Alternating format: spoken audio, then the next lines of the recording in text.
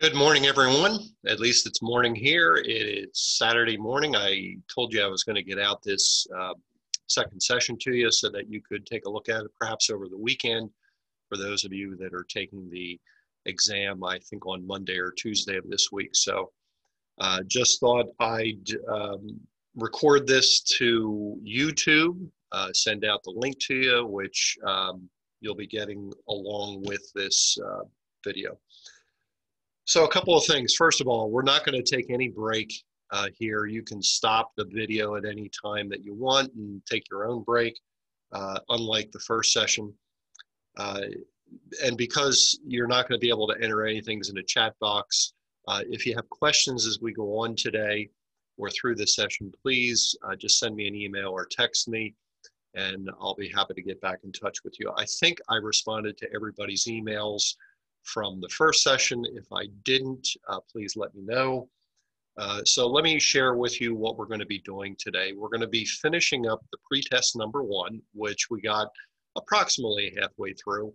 So we're going to finish that up. And then once we're at the very end of this, we'll spend a little bit of time with math, an overview of math questions, and then how to answer them. And then we'll deal with a couple of samples. So we're going to be at this for probably a little over an hour. So grab a coffee if that's the favorite beverage, and we'll get started here. Let me share my screen.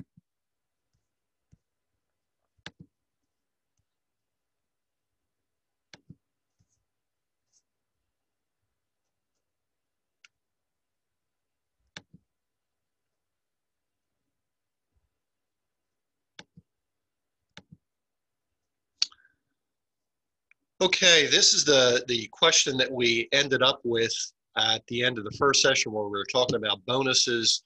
And bonuses are something, because it's compensation, can only be paid to you by the broker that you work for. We talked about that. I gave you a couple of examples of that. So here's the next question, number 14. Which of the following people must have a real estate broker's license in order to transact real estate business? A, owners of a 6-unit building who manage it personally, collect rents, and show the apartments to prospective tenants. Just pause here for a second. If you own your own apartment building, are you allowed to sell your apartment building? Are you allowed to rent it? I think so. So we can eliminate A right off the bat. B, managers of large apartment buildings who are directly employed by the owner and who show apartments to prospective tenants as part of their regular duties. So this would be apartment complexes where people are hired to go ahead and show units. Do you need a license for that? Don't think so. C, individuals who negotiate the sale of entire businesses, including their stock equipment and buildings, for a promised fee. And that last couple words there, that's the key to this particular answer. They're doing it for a promised fee. And D, individuals who have power of attorney to negotiate the sale of their parents' property.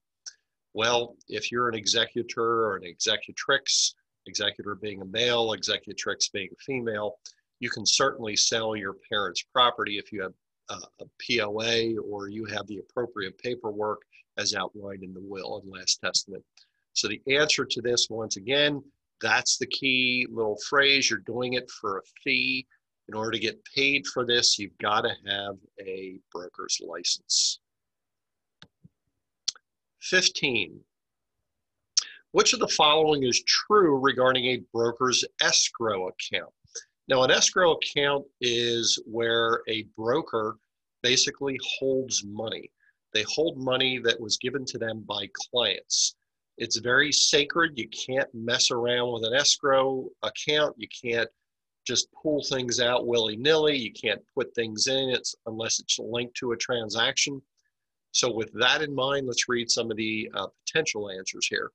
A, as long as all the parties to a transaction agree in writing, the broker's escrow duty may be waived. Well, according to the State Real Estate Commission, you cannot just waive your escrow responsibilities. So that can't be right. If a dispute arises between the parties over the entitlement to the money that is held in escrow, the broker retains the money in the escrow account until the dispute is resolved. That sounds pretty good. Let's keep reading. C, funds received must be deposited in the broker's escrow account within 12 hours following their receipt by the salesperson involved in the transaction. That's close. The magic number as far as hours is 24 hours. And really, if you back it up beyond that, it's 1 business day. So if you got an escrow, you received a deposit check from one of your clients, let's say on a Friday, and then it's Saturday and Sunday, those are not business days. The earliest it would have to be in there would be Monday at the same time that you received it on Friday. So that's not the answer. D, the account must be an interest-bearing account if the funds will be held for more than 6 months. Well, it's recommended if you're holding deposits for a longer period of time to be put into an interest-bearing account. It is not required. So the answer to this question is B. The resolution, by the way, has to be in writing. And I got to tell you, most of the disputes that rise in real estate transactions, me as a broker, I can kind of tell going into it who's right and who's wrong.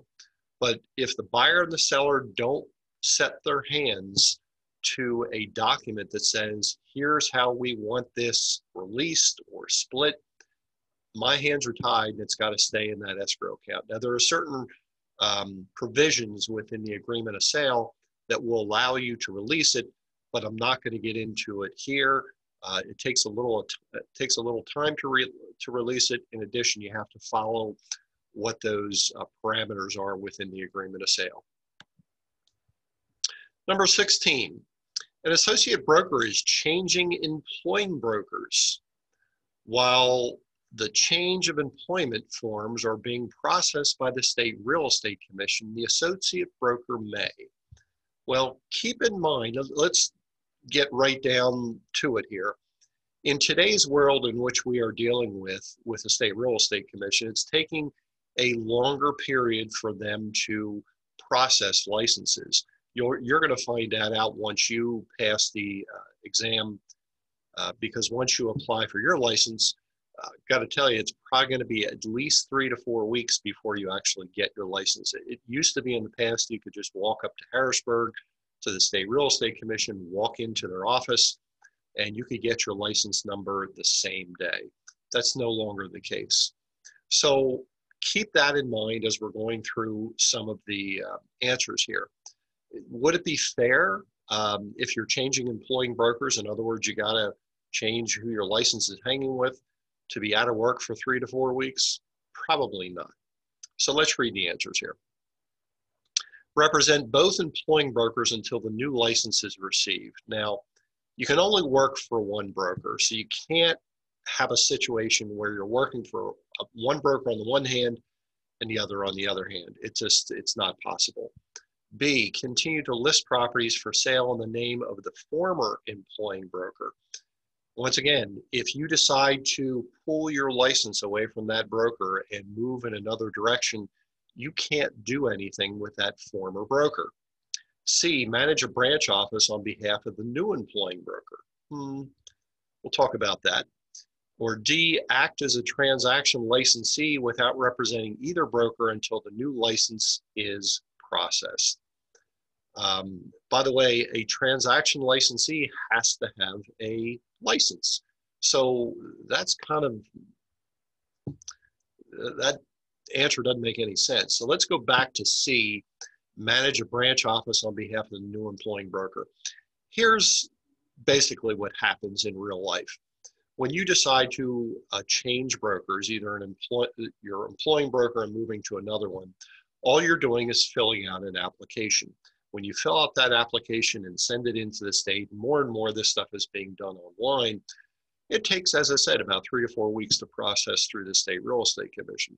However, during that period of time, you keep a copy of that application that you filled out at the new employing broker, and you can do business under the new employing broker's name. That acts as your temporary license. So the answer here is C. Excuse me. A real estate licensee must give the consumer notice to prospective purchasers or tenants when? A, at the initial interview. B, every open house they attend. C, the closing table. Or D, the time the offer to purchase or lease is being prepared. Now, once again, this is fairly basic stuff. It really should be done at the initial interview when something substantive is discussed.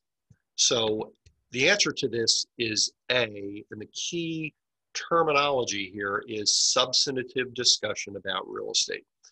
Now, having said that, let me give you a real life example. If you're at an open house and somebody walks into the open house and you greet them, you have them sign in, do you have to give them a consumer notice at that point in time? Nope, because no substantive discussion has actually taken place. So they start walking through the property, and they get through the property and they get back to, let's say, where you're stationed in the kitchen, and they start asking you a couple of questions, such as, this carpet looks fairly new. How old is the carpet? Or, I see there's a lot of snow on the ground. It was pretty hard to tell where the property line went. Can you share with me where the property line in the back goes here? So in other words, they're asking you specific questions about the property itself. Do you need to give a consumer notice at that point in time? No, not really, because you're not dealing yet with a substantive discussion. Where this changes around is when they start making it about them, such as they say things like, hey, I'm in an apartment right now and my lease is up in 60 days. Do you think it would be possible to settle on this home in 60 days? Now the discussion is turning toward them. It's all about them, not about the property anymore. If you start hearing things about their present living arrangement, or they start talking with you about their personal situation, like, hey, I'm going through a divorce, and my wife and I are going to be breaking up, and I'm leaving her the house, and I need another place within the next 4 months. Can you help me out here? Once again, now we're talking about me. We're not talking about a property anymore. So this would be classified as a substantive discussion. Number 18, a licensed real estate salesperson owns a 3-unit apartment building for investment purposes. Under what conditions may the salesperson sell the property? So once again, it's a property that the salesperson owns. Now, to be frank, the salesperson, whether it's a 3-unit apartment building or a huge office building, a warehouse, a restaurant, they own just a single family home, all the answers here kind of fall under the same umbrella. So let's read the potential answers here. A, the salesperson must list the property for sale with the salesperson's employing broker. B, the salesperson may be a for sale by owner, but the salesperson must disclose their license status and advertisements for the property. C, since the seller is a licensee, only buyers represented by other agents may be shown the property. Or D, the licensee must disclose their license status to the buyer at the closing when funds are distributed. Well, let's stick with D here for a second. First of all, I have to share that as I'm putting the agreement together. I have to share it really before the person's making a decision on what to put on paper. So D can't be correct here. The actual correct answer is B. The salesperson may sell their home as a for sale by owner, and there are some salespeople out there that do that. I'm going to kind of step away from this at this present time, at this point, and just tell you I find it shocking that agents go ahead and sell things for sale by owner. We spend a lot of our time with sellers, sitting in front of sellers, trying to share with them the benefits and advantages of using a real estate agent in a transaction. So we do that, and then we don't do it ourselves. It just blows my mind that that's the case. Now, on a personal basis, I got to tell you, I have been, since I started buying property when I was of age and could afford to buy property, I have been in 4 homes in my lifetime. Each one of those homes, when I went to sell that property, and by the way, I've had a real estate license in all 4 transactions, but in each time when I sold that property, I always engaged the services of another listing agent. I got to tell you, I'm a typical seller. I'm unreasonable. Most sellers are unreasonable. They think their property is worth way more than what it actually is, myself included. So I always got somebody who I trusted within the business to sit down with me, give me a price of what they think the property is worth, put my home in the market and market it for me. Did I lose some commission dollars here? Absolutely. But in every single case, in regardless of what kind of market it was in, and I've sold in good markets and in bad markets, I've sold my house every single time in 30 days because I listened to the licensed salesperson who had knowledge of the marketplace. Not that I didn't, but they kept my emotions out of it. So trust salespeople that are in the real estate business, including when you sell your home yourself. Number 19, a seller is required to give a property buyer the property condition disclosure, in other words, the seller's disclosure, in all of the following transactions except, there's that word again, opposite. In other words, when are we not required to give out this seller's property disclosure? A, when the seller was the owner occupant but has not resided in the property for the past year. B, when the seller is not assisted by a real estate licensee. C, when the buyer has occupied the property as a tenant of the seller. Or D, when the sale is for a commercial property.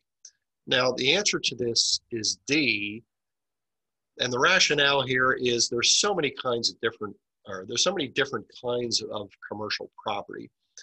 If you are selling residential property, and by the way, one of the answers here is, one of the potential answers was, hey, this for sale by owner, this B, this for sale by owner wasn't assisted by a real estate licensee, so they don't have to do a property disclosure. Absolutely not. It's a state law. This applies to sellers, not real estate agents. And by the way, do you think for sale by owners know that? Most for sale by owners make so many mistakes along the way. When they sell their property, they're opening themselves up to liability because they don't understand real estate laws. But let's get back to why C is the appropriate answer. Let's take residential property as we go through this example. I could own a very small starter townhouse, 2-bedroom, 1.5 bath, sits on maybe a small, thin lot. It's got a roof. It's got bedrooms. It's got bathrooms. It's got a kitchen. It may or may not have a basement, et cetera, et cetera. Now let's assume that I owned a multi-million-dollar mansion, residential property. Does it have bedrooms? Yep. Does it have bathrooms? Yep. Does it have a lot? Yes. I could go all the way up and down the line. I could compare this small single family attached townhouse to this multi-million-dollar property that's this mansion, and they all have basically the same components. Now, one obviously has more components or bigger components than the other, but the components are basically the same. Not the case for commercial property. So if you're selling a restaurant, is a restaurant different and the type of things that are in the restaurant that is in a warehouse? How about an office building? When you have these different types of commercial property, they all have different components to it. That's the reason why you don't need a seller's property disclosure when you're selling those type of properties. Now, I will say a commercial real estate agreement has a provision in there that basically says to the buyer, they have a look-see at this property for 30 days, unless it's changed or agreed upon between the buyer and the seller. During that period of time, they can check out anything that they want. So it is covered, but there's no actual seller's property disclosure with a commercial property. Number 20, the maximum compensation that will be paid from the real estate recovery fund to satisfy claims against the licensee is, now, I got to tell you, this is nothing more than a memorization question.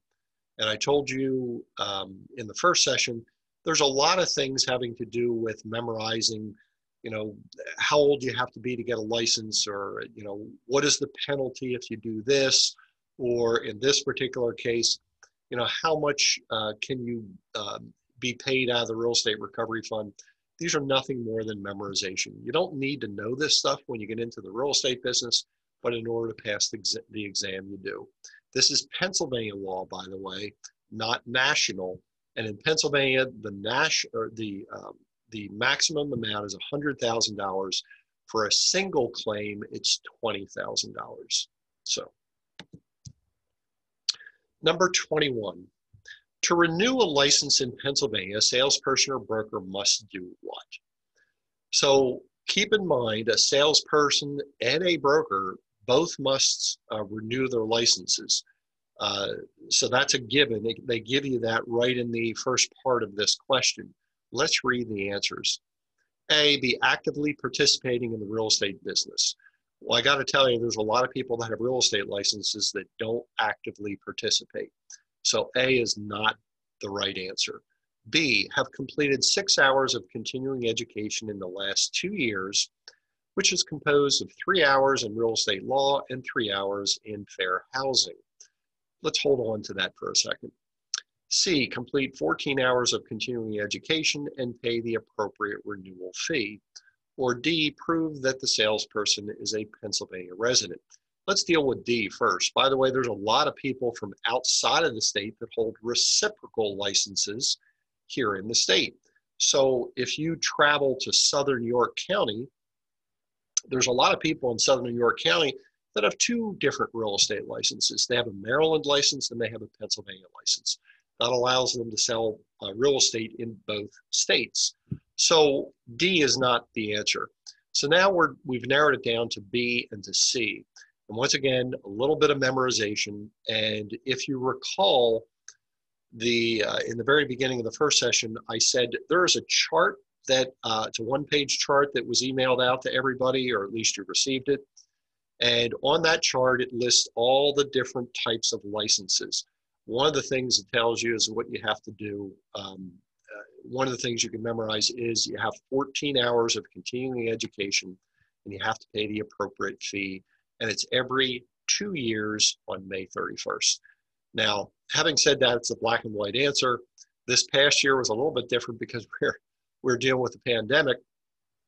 And during the pandemic, we actually could go beyond May 31st without renewing our license. The state gave a special dispensation for that because we couldn't get the continuing ed in, or a lot of continuing ed providers hadn't made provisions yet for Zoom calls like this or online courses. So we were given a couple months later than May 31st, so it's a little bit different. But what is written in the law says every 2 years, May 31st. Number 22, commissions earned by a broker in a real estate transaction, A, are determined by agreement of the broker and the consumer. In other words, are they negotiated between them? Okay. B, may be shared with an unlicensed person. Now, by the way, let me stop right there. The minute you see that a commission is shared with an unlicensed person, first of all, you're violating the law, so you don't even need to read the rest of answer B. C, may be deducted from the earnest money deposit and claimed by the broker as soon as the buyer and the seller execute the sales agreement. Well, remember a couple questions ago I said that escrow account is sacred. Brokers can't be dipping their finger into an escrow account, taking portions of that for their commission. It's illegal and against the law, so it can't be C. D, are based on a schedule of commission rates set by the multiple listing service. First of all, commission rates, the amount that is being charged a consumer, these are all negotiable between the broker and the consumer. Now, I will say this, your broker may have their own specific guidelines or their own specific internal rules that say, oh, by the way, this type of transaction, a residential real estate transaction, you as a real estate agent, if you want to work for our company, you have to charge X percent. That's different than having something that's a blanket that goes across the entire industry. Individual companies can dictate what their own commissions are, but you can't do that across the entire board. So the answer to this is A. 23. How long must a real estate broker keep records relating to real estate transactions? Once again, this is a memorization, and this is specific to Pennsylvania. It might be different in other states, but Pennsylvania is what you're reading here. A, 1 year from the date the property was listed with the broker. B, 3 years following the consummation of the transaction. C, indefinitely. Or D, until the transaction closes and title passes from the seller to the buyer. Well, once again, it's a memorization. The answer to this is we as brokers need to keep real estate transactions for 3 years from the consummation of the transaction. By the way, it is okay to keep these electronically or in the cloud. You don't need a physical copy, in other words, paper in a file to say that this meets the state real estate commission requirements. Don't need that. As long as it's in the cloud or you're saving electronic copies, that's fine. Number 24, which of the following provisions must be included in an agreement of sale for the sale of real estate? So before we look at the answers here, let's talk about what would constitute an agreement of sale. First of all, you can have an agreement of sale on the back of a cocktail napkin if you want to. We in the real estate business, by and large, 99% of the transactions that you deal with, if you are in residential real estate, are going to be on a standard PAR form. PAR, once again, stands for the Pennsylvania Association of Realtors. That standard contract is used by most brokers. When you get into the commercial side of the business, because once again, you have different types of commercial real estate. In many instances, those agreements of sale are put together by attorneys or people that are within a company. So it's a little different there. But once again, they come in many shapes, sizes, and forms. But they all have to have some basic things. Let's look at some of the answers here. The dates for payment of sale price and conveyance. In other words, do you want to know when, if you're the seller, do you want to know when you're going to go to the settlement table? Do you want to know how much money you're going to be getting out? I think so. So I think A is a requirement. B, language relieving the seller of responsibility for defects discovered after settlement. Let's hold on to that for a second. C, zoning classification for single family housing. Hold on to that one for a second. D, language addressing the buyer's ability to secure mortgage financing. By the way, a lot of people do get mortgage financing, and our PAR contracts sometimes makes it contingent upon that, but you really need a financing clause? Nope, not really. Sellers like to see them because they want to know whether they're getting, whether this is a cash transaction, which means it's probably a more secure transaction than somebody who puts something under agreement and then goes out and proceeds to get a mortgage. So let's get back to C, zoning classification for single family housing. You will learn in our business that if something is zoned single family or residential, you do not need the zoning classification in the agreement of sale. So based upon that, the answer to this is A, the dates of payment of sale for the sale price and conveyance. This is something that must be included in the agreement of sale for real estate.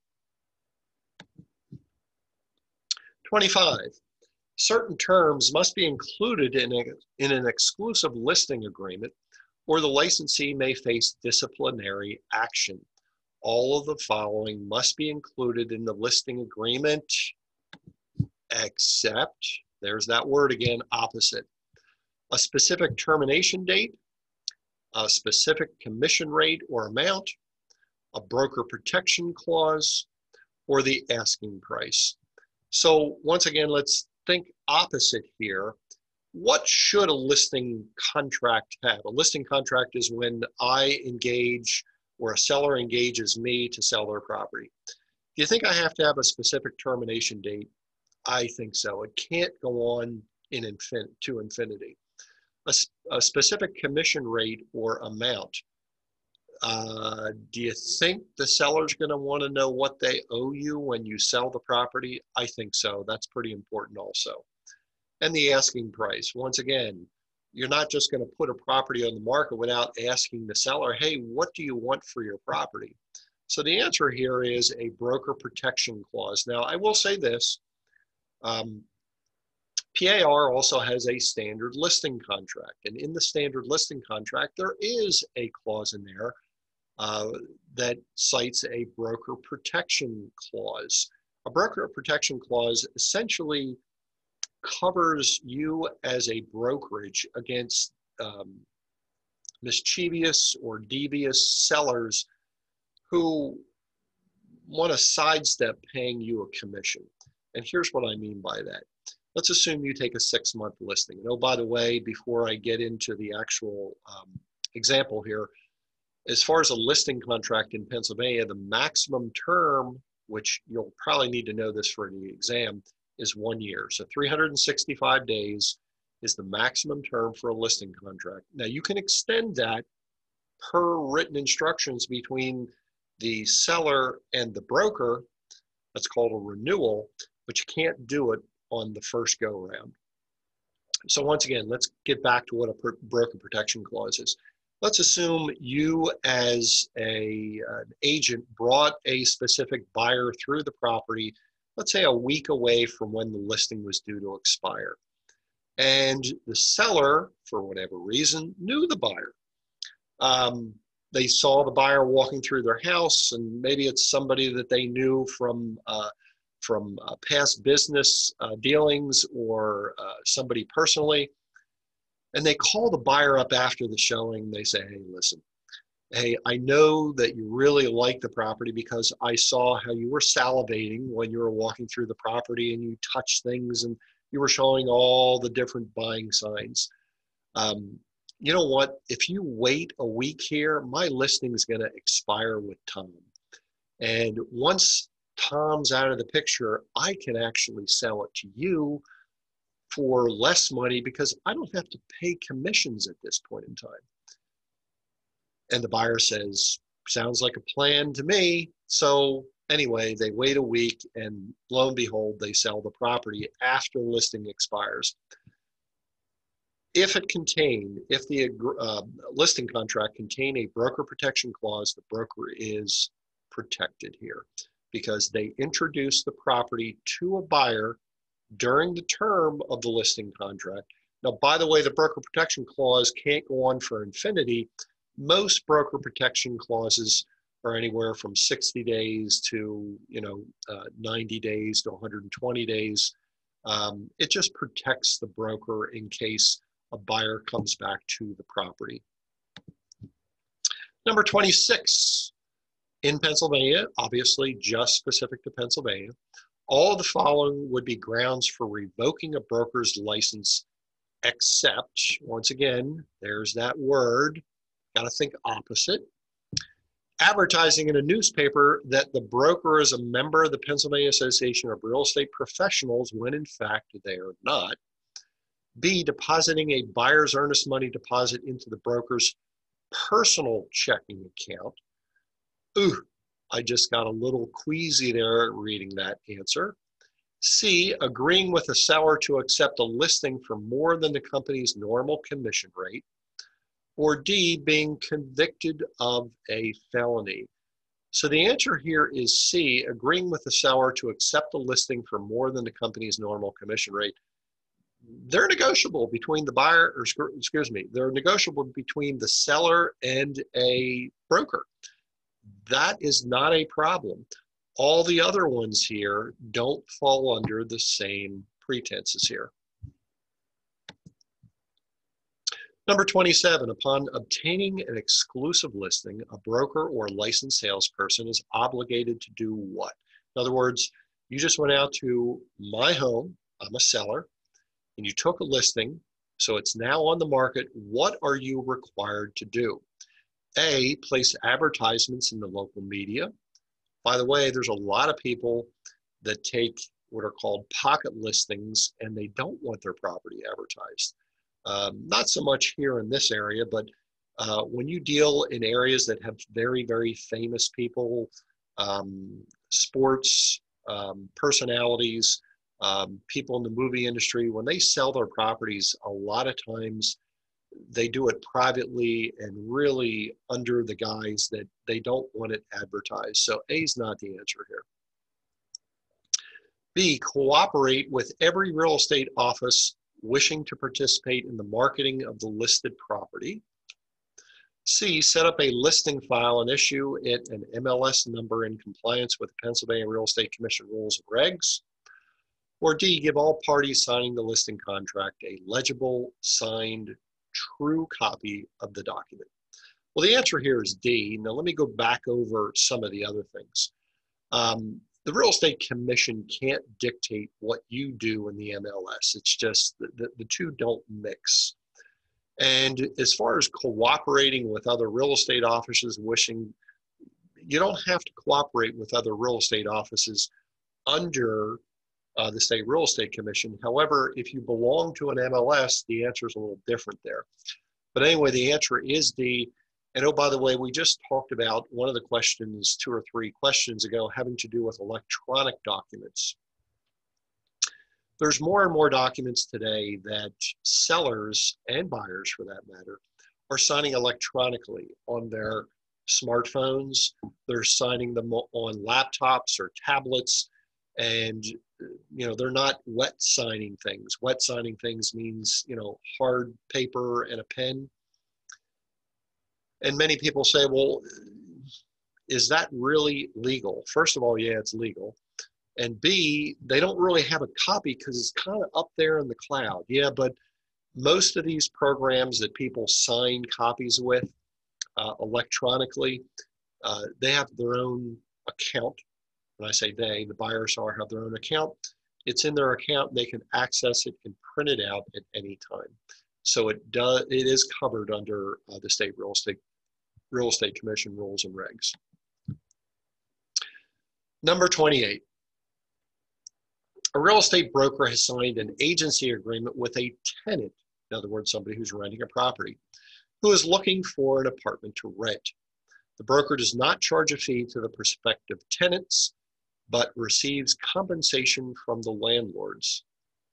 The broker tells a landlord that the prospective tenant could probably pay higher rent than the landlord is asking. Let me stop right there before you read any of the answers. If I am representing a tenant, somebody who wants to rent a property, I'm signing a contract with them. I'm telling them, I'm representing them, I owe my fiduciary obligations to the tenant. Just by me saying to the landlord, hey, don't worry about this particular renter. I know you're asking $1,000 and they want to negotiate, the renter wants to negotiate down just hold firm. They can afford it, and I know that they need this apartment. You're now giving personal information to the landlord. That's a no-no, okay? So let's read some of the answers here. A, appropriately disclose to the landlord under these circumstances. I just said, no, that's not the case. B, owes fiduciary agency duties to the landlord who is paying the broker's commission. Nope. The reason being, you signed an agreement with the renter, not with the landlord. It doesn't matter that the landlord is paying the fee. You owe your fiduciary obligation to the renter. C, violated the fiduciary duties owed to the renter or the tenant. I believe that's the answer. Has no duty to confidentiality because the licensee is not charging a fee to the tenant. Once again, has nothing to do with what fee is being charged and who's paying the fee. So the answer here is C. Number 29. All of the following persons must complete education or training requirements prior to licensure, except, once again, there's that word again. And I say to people all the time that are in my pre-licensing classes, hey, if you're tired of studying for all this stuff, tired of going through all those exam prep books and taking those sample exams and doing all that, if you go to that one-page sheet that I gave you that outline all the different licenses that you can hold, there's one that says you don't have to complete education or training, and that is a cemetery salesperson. So you can get out today and sell cemetery plots and don't have to go through all what you're going through right now. And number 30, during a listing presentation, a prospective seller informs the salesperson of their intent to refuse to sell the property to persons of a specific national origin. What is the best course of action for the salesperson in this situation? Now, I will say, and before we read the answers here, excuse me, in my real estate career, approximately 15 years out of my 37, I was selling real estate, and I encountered this very situation probably 3 or 4 times. In most instances, they weren't overly emphatic about it. Some would just make an offhanded comment, but I heard it. Can't do that because of the Fair Housing Act. So let's read the answers here, or the various courses of action that they're suggesting that you possibly could take.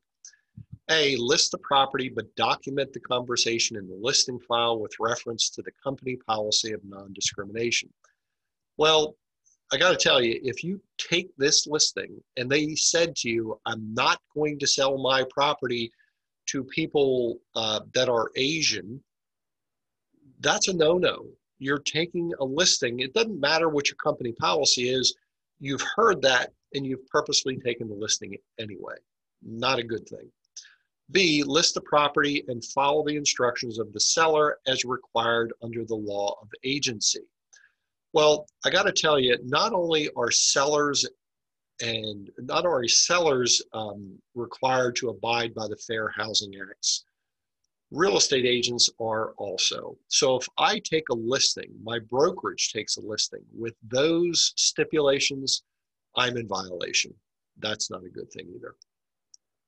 C, refuse to list the property for sale if the seller persists. I think that's the answer, but I'll take that one more step once we get past D here. Refuse to accept a written exclusive listing on the property, but agree to represent the seller under an oral open listing agreement. No, don't do that. Once again, you're agreeing to do something for somebody that wants to discriminate. That's a no-no. So the answer here is C. But I will say this, in every instance that I dealt with in real life, when somebody either made an offhanded comment or basically said, I'm not going to sell to this specific national origin, I said, listen, there are the Fair Housing Acts out there that me as a real estate agent, I can't violate. And oh, by the way, you as a seller, you can't violate them either. So if you choose to put your property on the market without me helping you market your property because you're saying, that Tom doesn't know what he's talking about. I'm just going to sell it myself. I can sell my property to whoever I want to. No, you can't. You fall under the same rules and regs that we do as real estate agents. So make sure that sellers are aware of this. And by the way, in these particular situations that I found myself in, I said, listen, first of all, I can't take your listing based upon the comment that you just made. And I want to let you know that, if you choose to move down the road of selling it yourself, you can't do it either. You're violating this. And by the way, you could go to prison.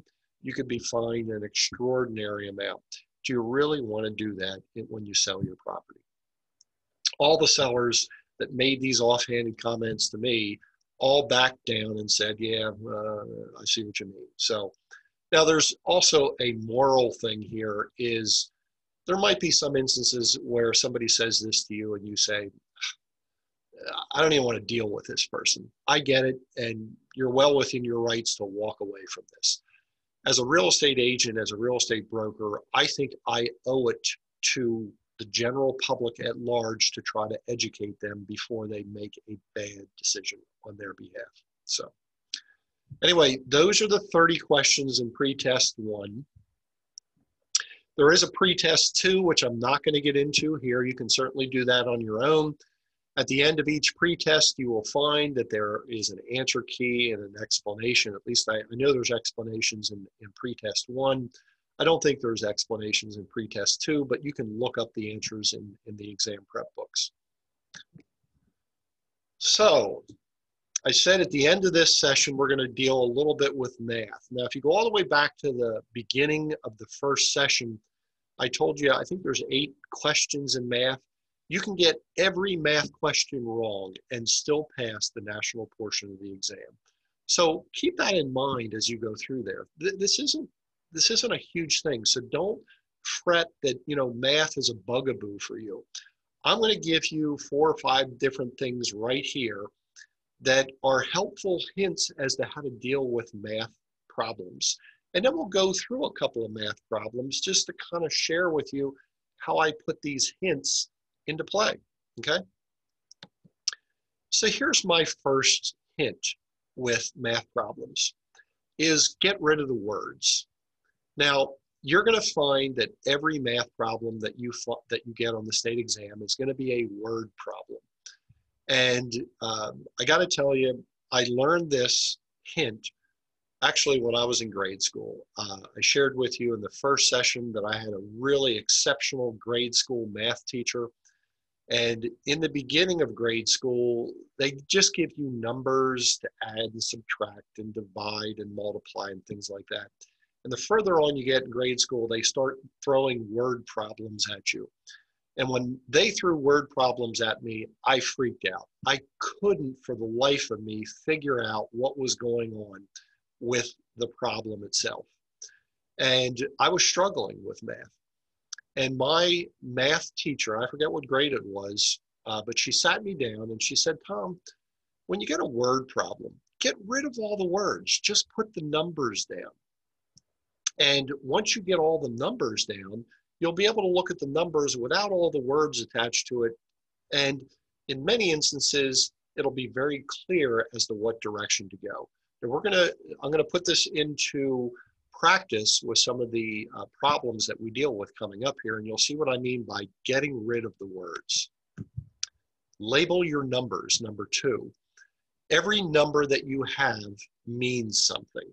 Make sure when you're taking the exam, and by the way, I told you originally, you are going to have paper that they'll supply you. They'll supply you with a writing instrument that you'll be able to do all your calculations on paper.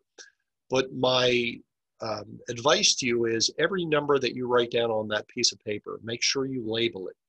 Is it 360 days? Is it interest rate per quarter? Once again, you're going to see what I mean by some of the questions that we go through here, where I'm going to tell you to label your numbers. What are they asking for? I talked about this the first session when we had a question, I think, having to do with a sales price. So the last sentence in the question, after they gave you this long list of things, was, what's the sale price of this property? And if you just read the 4 answers, 3 of them could potentially be sale prices. The third one, or excuse me, the fourth one was this really low number that made no sense at all. In many instances, when you get all these answers, you can go through the answers and say, it can't be that one. They're asking for an interest rate, let's say. And suppose they have an interest rate of 1,000%. While there is 1,000% interest, not in real estate there isn't, at least not in the residential realm, which you're going to deal with most of the time. So what are they asking for? Does the answer make sense? Sometimes you're so focused on the numbers and the calculations and all the things that go with it, and you're so happy to get to the end that you fail just to step back from the problem at times and look at the answer and look what they're asking for. Does this make sense? And number 5, always work backwards, or in many instances, you'll be able to work backwards. In other words, how did you get to the number? And in many instances, you'll be able to take the same information and work backwards to give you all the numbers that are in the problem itself. So those are my 5 keys to solving real estate math problems on the state exam. Now we're going to get into a couple of problems, and keep in mind I gave you that booklet of math problems. I think there's 30-some math problems in that booklet. In addition, in the one exam prep book I gave you, there is a chapter in there having to do with math and math calculations. I got to tell you, it's a little confusing, that exam prep math portion. At least I thought it was, and I'm a pretty good math person. So, excuse me, from the Real Estate Math Concepts booklet, if you go to page 3, and by the way, that booklet has all these problems in that I'm about to go through here, and it does have an answer key that will basically explain the various steps that you had to go through in order to get the answer. So this one's on prorations. Question number 2, a landlord has collected the June rent from all 5 tenants in her apartment building, 2 at $700 and 3 at $825. If the landlord sells her apartment building on June 23rd, how much rent will she need to credit to the buyer at settlement? So let's step back from this problem just for a second. Here we have somebody who's selling an apartment building. They own it for a period of time. And by the way, rent is due on the 1st of every month. So they get a full month's rent out of these 5 tenants on the 1st of the month, provided that they're paying on time. And now they sell it on the 23rd, which is close to the end of the month. Is it fair that that person who's buying the property close to the end of the month doesn't get some of that rent? No, it's not fair at all. So we have to figure out how to prorate in order to divide that rent that was collected on the 1st, give some to the seller, or have the seller retain some, give some to the buyer of the property. So here are the steps. Once again, get rid of the words. So I got rid of all those words and got them into this right here. How many tenants are there? There were 5 tenants. What's the rent? $700 per month. Once again, label your numbers. And also $825 per month. When did you sell the property? June 23rd. And what are they asking you to solve for? How much money the buyer is receiving. So that right there, I got rid of all the words from that, 2 or 3 sentence paragraph before it. So use those numbers to get the answer. So here's what I do. I'm a big visual person too. So anytime I'm dealing with prorations, I always do a timeline. And once again, you're going to have that sheet of paper. Do a timeline for yourself. In this particular case, on June 1st, they got all this rent money. And you see here, the landlord owned the property for how many days? 23, because they sold the property on June 23rd. So how many days did the buyer own the property? 7 days, okay? And by the way, one more hint for you. On the state exam, they will tell you that if you're calculating prorations, base all your calculations on a 30-day month. So you don't have to remember that silly little nursery rhyme that you learned in grade school that says 30 days as this and 29. I couldn't remember that nursery rhyme anyway. On the state exam, 30 days every month makes things real simple. I will say this, once you get out of the test world into the real estate world, you are going to have to know how to prorate 31 days or 28 days, that type of thing. So here's my next calculation. I wanted to figure out, well, how much money did I actually get if I'm the seller of the property on June 1st? Well, I had 2 tenants that gave me $700 a month. So I took 2 multiplied times 7, that's $1,400. I had 3 tenants give me $825 a month. So 3 times 825 is $2,475. So the total rent that I am receiving as the owner of the property every first of the month is $3,875. Once again, if we go to our timeline, the landlord's going to get a portion of that. The buyer's going to get a portion of that. Got to divvy it up a little bit. So here's what I do. I took the $3,875, which is the total rent, and I divided that by 30 days.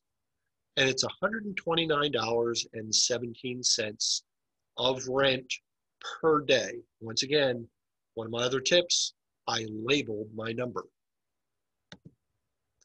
So the answer here is $129.17 times 7, because that's how many days the buyer owned the property from June 23rd till the end of the month. So they would be getting at the settlement table from the owner of the property or landlord $904.17. Hopefully that makes sense. Next question, and this is on page 5 of the Real Estate Math Concepts booklet. Question number 5 on page 5. When the sale of the Morgan house was closed, the title company paid the seller's miscellaneous closing expenses of $250 and deducted a real estate brokerage commission of 6.5%, which was $5,200. What was the seller's net proceeds? Once again, they give you a number of numbers, and they're asking, how much did the seller get out of this property? That's what we're really trying to find out here. So where do we start? Get rid of your numbers.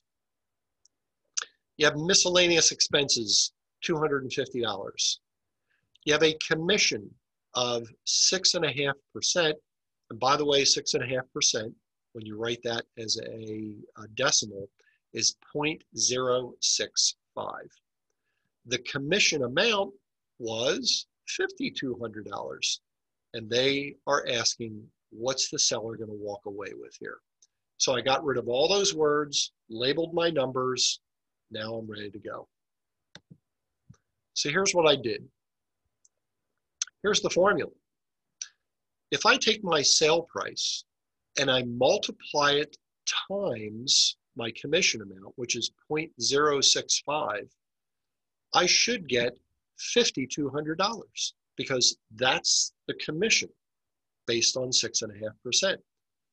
But I don't know what the sale price is.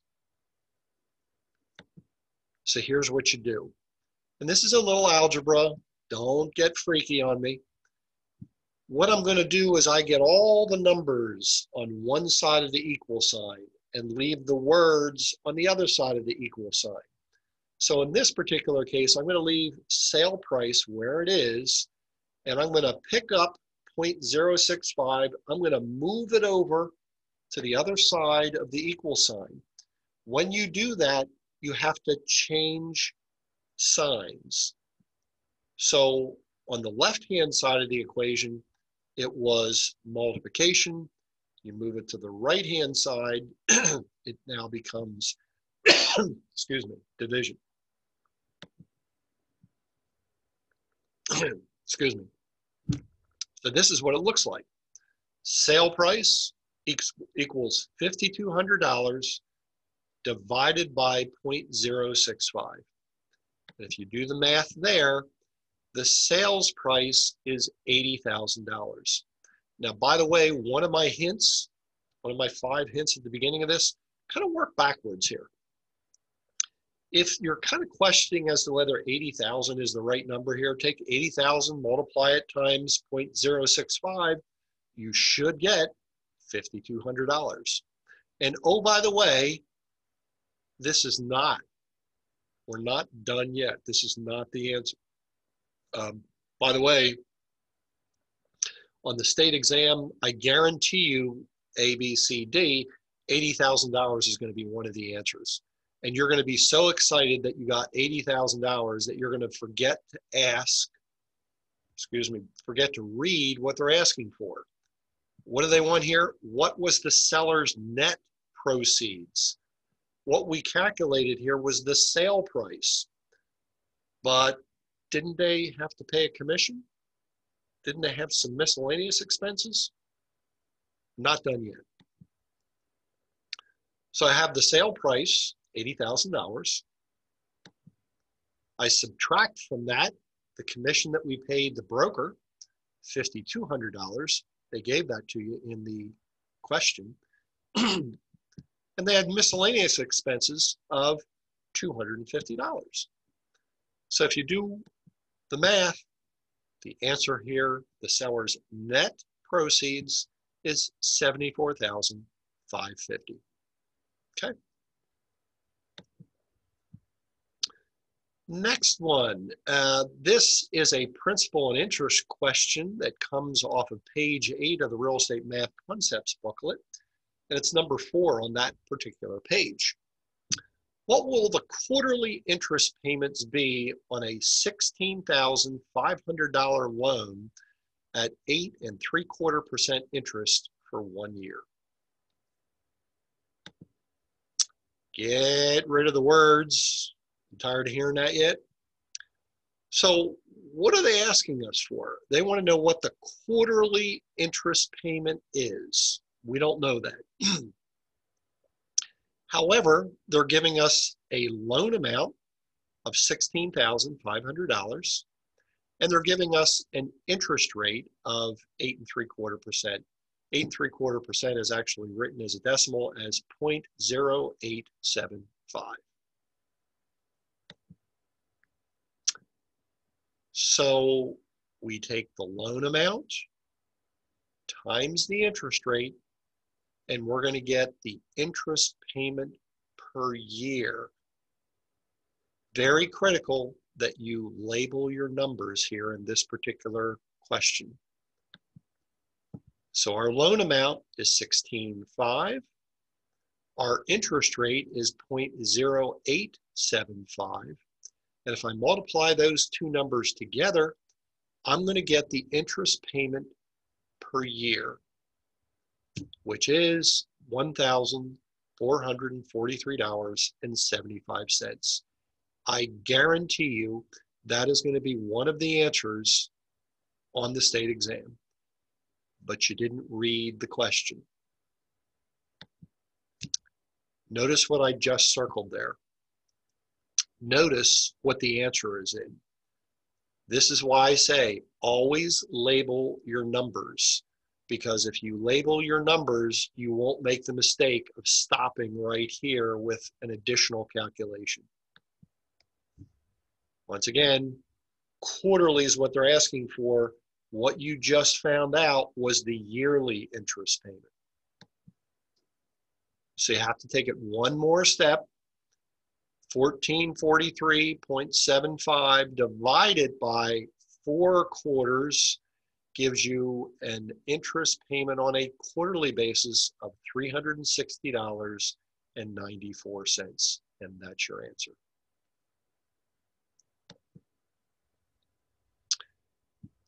This has to do with commission and selling price, which is on page 10 of the Real Estate Math Concepts. And it's question number 6 on that particular page. Alice took a listing for her company which sold for $182,500. Emma, who works for a different company, produced the purchasers. The brokers have agreed to divide the 7% commission equally. What amount will Alice receive if she is on a 55-45 split with her company? By the way, that 55-45, 55, that first number is usually the number that the agent gets. The second number, 45, is the number that the company gets, okay? So, get rid of your numbers. What's the sale price? $182,500. What's the commission rate? 7%. What are we splitting? How's the total commission being split between the companies? 50%. And what is Alice receiving? She's getting 55%.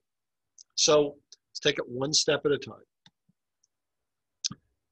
We have to take the sale price, multiply it times the commission rate, and that'll give us our commission amount. That's our total commission amount. So this is what it looks like. 182.5 times 7%. 7% is written as 0.07. That's going to give us our total commission. So our total commission is $12,775. By the way, that's probably going to be one of the answers. You're not done yet. What we got to do with that is we have two companies involved here, right? So we got to take that $12,775 and kind of break it apart between two companies. How do we break it apart? Well, they told you it's being split 50-50 between each company. So we take $12,775 times 50%. Let's say that's the listing commission. By the way, the sales commission would be the same thing. And we have each company, the listing company, the sales company, is getting $6,387.50. And by the way, that'll be one of your answers on the state exam also. You're still not done because we have to figure out how much Alice is going to receive. Let's say Alice was the listing agent here. This is the total commission that came into the company. Now we got to figure out of that total commission, what does Alice make? So we have to take $6,387.50, multiply it times 55%, and that's what Alice is going to receive. So Alice should receive $3,513.13. So I believe we're at the end of the ones I'm going to review. At least I think I am. Yep. Remember my 5 keys to the math concepts. When you're doing math problems, label those numbers, get rid of all the words, just spend some time and go through that. Go through all those math questions on that booklet that I gave you. Go through some of the math questions that are in the national exam book over and over and over and over again. You will be surprised. You will start getting this stuff. And by the way, if you don't start getting this stuff, it's okay. There's 8 questions. If you guess at all of them, you'll probably get at least 2 right. And you don't have to get any questions right on the math portion of the exam to pass the exam. So we're at the end here of the second session for exam prep. Once again, if you have any questions, I'd normally tell you to drop it in the chat box, but in this particular case, just email me with some of the questions or any questions that you have. I'll try to get back to you as quickly as I can with some clarifications or answers. If you have any questions on anything that we've reviewed in exam prep, or for that matter, anything you've reviewed during the entire pre-licensing course sessions that you were taking, some took them online, just let me know. I'll try to clarify things for you. Once again, I think I have at the end here, prepare, study, succeed. I told you, exam prep, what we just went through, excuse me, it's not a magic pill. You can't just go through this exam prep course and say, hey, now that I've had exam prep, I'm ready for the exam. You have got to study, study, study. So prepare, study, and succeed. That's all I have today. I wish everybody the best of luck on the exam. And if you don't happen to pass the exam on the first time, don't worry about it. You can continue to keep taking that exam until you get it right. Wish you well, everybody.